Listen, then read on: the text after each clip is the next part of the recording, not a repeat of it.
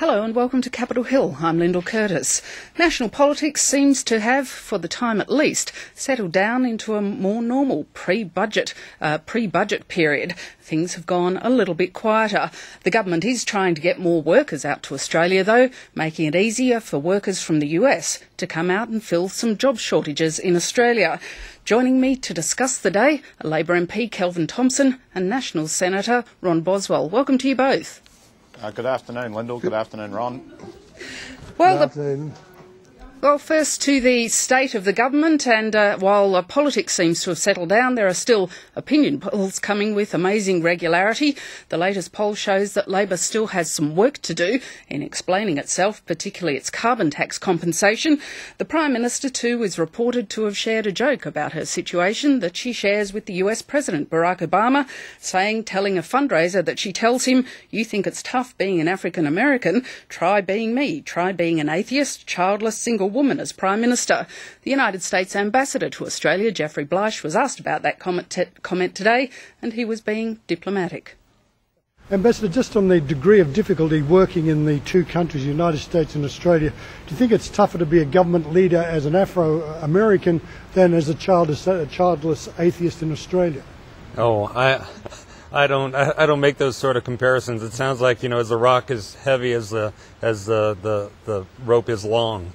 So I'll just leave it at that. Kelvin, the Prime Minister is also reported as telling the fundraising dinner it's premature to write her off because everything about her time in office has defied political orthodoxy. Are we in an unusual period of federal politics, or is it much more normal that the government is at a point in the electoral cycle where it's struggling a bit?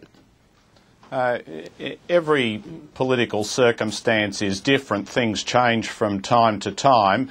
But it's true that the Liberal Party scare campaign concerning carbon prices is resonating. I think that's a consequence of the rapid increase we've seen in electricity prices over the course of the past decade. In my own city of Melbourne, electricity prices have doubled. That's also true of Sydney, similar rises in other parts of Australia. So people are concerned about that, and it is generating real hardship for pensioners and retirees and the like. I'd like to see electricity prices pegged so that they don't rise by any more than the amount by which pensions rise. I think that'd be helpful for household consumers of electricity, and it would also take the wind out of the sails of the coalition scare campaign around the carbon price. Is it really then a very standard political equation that the question of the cost of living is really hurting you at the moment? I think the cost of living has been an important feature in politics in recent years, but I think it was also a factor back in 2007 at the time of the defeat of the Howard government. The fact is that Australia is experiencing record population growth. That pressure is putting upward pressure on things like the cost of housing, cost of electricity, cost of water, cost of gas, cost of petrol and the like, and that is a political issue. Ron, the polls would seem to indicate, although Labor had been, if you look at the trend, making up steady ground, although still a long way away from where it needs to be to win an election, but do you think 18 months out that you can really predict the future at the moment, or are things a little bit supercharged as they have been for quite some time in national politics? Well, you can't ever predict the future. 18 months is a long way out, but you'd have to say that on the present form that the Labor Party are on a hiding to nothing. You only had to see the election last Saturday in the state of Queensland when Labor were reduced to 7 or 8 seats. But worse than that for Labor, we had Aboriginal people out on the polling booth campaigning for Campbell Newman. They're out there advocating a vote for Ashgrove. The people in the Stradbroke Island women were writing letters to women in Ashgrove saying, "Please protect my husband's job, don't let them close the mines down." Now I think what has happened there is very clearly the Labor Party's association with the Greens has poisoned the water for the blue-collar worker and the tradie. And what people are saying is, look, it's mutually exclusive. You can't back the Greens. You either back us and dump the Greens because the Greens are costing us jobs. And the Labor Party are caught. They're caught between the blue-collar workers who are virtually conservative. They don't want gay marriage. They want to go out fishing. They want to go out in their boats. Or the left of the Greens that want a carbon tax and gay marriage. There's just a complete difference there that people don't want to associate with the Labor Party.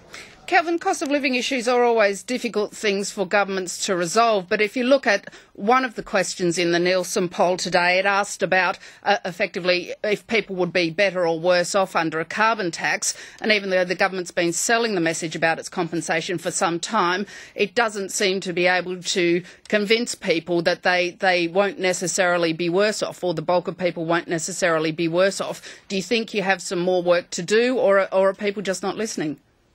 Oh, well, certainly, Lyndall, but the carbon price isn't here yet.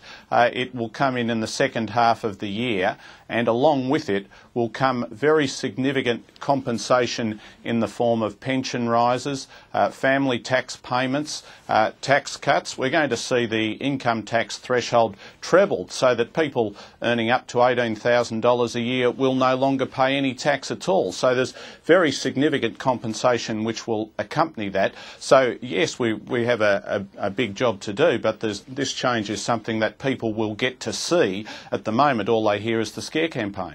Ron, you've got long experience in national politics. You would have seen what happened with the goods and services tax, which was unpopular when it was introduced. But do you think there's a chance that the carbon tax will be like the GST, that people will look at it once it's in and think, well, it's not so bad? No, I don't think that. I think 60% of the people don't want a carbon tax. And on top of that, you've got a commitment from the Prime Minister, Ms Gillard, that there would be no carbon tax in a government lead. Now, this is what happened to Anna Bligh. She said she wouldn't sell the assets off. People never forgave her. And people will not forgive Julia Gillard for saying there'll be no carbon tax and then bending the knee to the Greens and putting a carbon tax. It doesn't matter what she does now. She has broken a promise and broken a commitment, and the punters out there are just not going to forgive her. And the carbon tax, we're told it'll be 10%. Yes, and it will be 10% for householders. But when you go and put the business, or particularly rural business with big coal rooms and abattoirs, it's not 10%. It's getting up towards 22, 23%. And a lot of these businesses, many of these businesses aren't getting any compensation at all. If we could move on, the government's announced today it will make it easier for skilled workers from the United States to come to Australia to fill labour shortages here. Ron, do you think Australia needs to import workers, or does it need to do a better job of moving people who want jobs to where the jobs are? Well, look, I don't have any problem with this. I can't see anything wrong with it. I think it's a good move. And on the surface of it, people, particularly in Queensland and Western Australia, people are crying out for tradesmen. It's very difficult to get. They're all up in the mining, earning very big money. And if we can get some tradesmen in that are competent and that can actually match Australian skills, I don't see anything wrong with it. Kelvin, is this an area where Australia's high dollar is actually a benefit because workers might want to come here to work while Australia goes about the business of skilling its own workforce to eventually be able to fill the shortages? Well, the problem with the skilled migration program over the years is that we've become addicted to it, and it's grown rapidly. So it was 24,000 people back in 1996. It's now more like 124,000 people. I frankly think that the emphasis needs to be on educating and skilling young Australians. We have 600,000 Australians out of work. We've got 800,000 on disability support payments. I would like to see, as the ALP National Conference recommended at the end of last year, an independent jobs board which is engaged in proper labour market testing. That is to say, it is advertising for vacancies in relation to major resource projects so that we can genuinely ascertain whether there are Australians available to fill these jobs or not.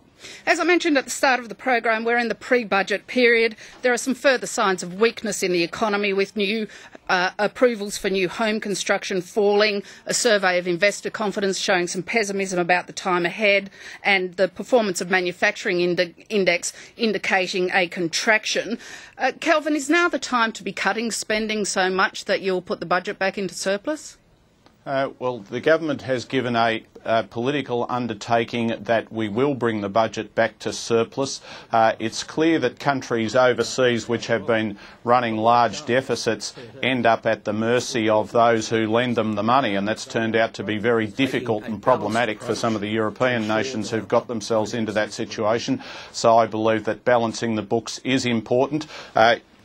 You're right to point to the importance of manufacturing, and the government has got very substantial programs in place to support manufacturing in the motor vehicle area, in the steel transformation area, in the clean energy area.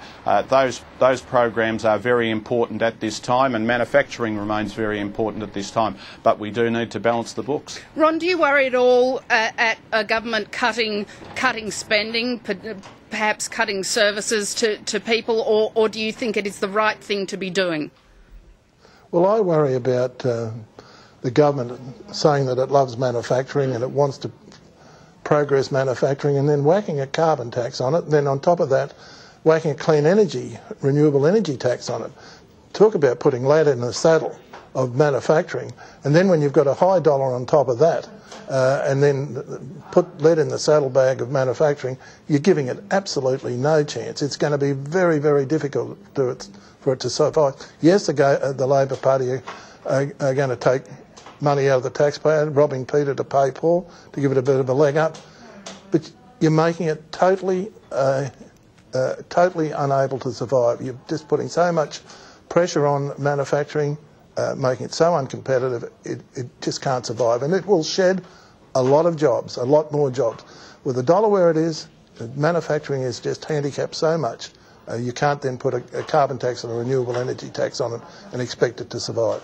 Kelvin, Victoria's always traditionally been a strong manufacturing state. Do you worry about the impact of the carbon tax, the impact it would have on manufacturing, particularly in Victoria? Well, the government has gone to a great deal of trouble to make sure that jobs in manufacturing industries are protected and that we have a proper transition to a price on carbon.